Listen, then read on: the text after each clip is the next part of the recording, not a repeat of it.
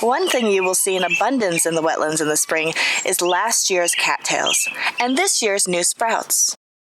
Cattails are a common sight in waterways around the world as a normal, healthy part of wetland ecosystems. Typha is the scientific name for cattail. These tall, reed-like plants grow rapidly in waterlogged areas, particularly areas disturbed by human activity.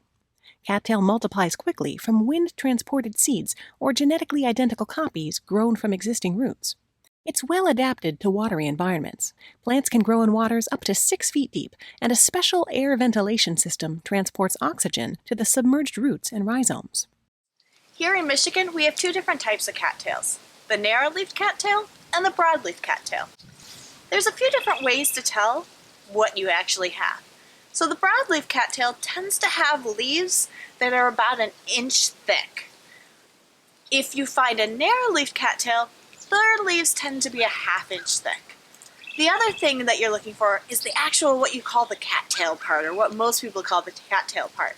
On the broadleaf cattail, you tend to have just one big part. But on the narrowleaf, you tend to have a separation between what they call the male part and the female part. So basically you see the sausage part of that cattail, a little separation from a stem, and then another sausage-looking cattail up above. Cattails are really cool because, again, they're like the supermarket of the wetlands. A lot of things love to eat these, as well as us. You can not only eat the new shoots, you can also eat the inner part of the new stalk. You can eat the green part of the cattail when it is green in the spring. You can also supposedly eat the pollen. I've tried the inner stalk, and to be honest, it's one of my favorites. I think it tastes kind of like crunchy vegetable parts, basically. I've heard from the stalk when it's green, or the cattail part, that kind of tastes like cucumbers in a way.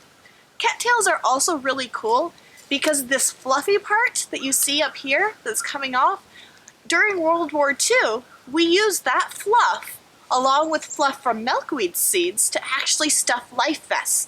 And that's what they used to help protect a lot of our soldiers in World War II. So cattails are a fun thing. These are an old cattail from last year. These are another fun thing to look for in the wetlands.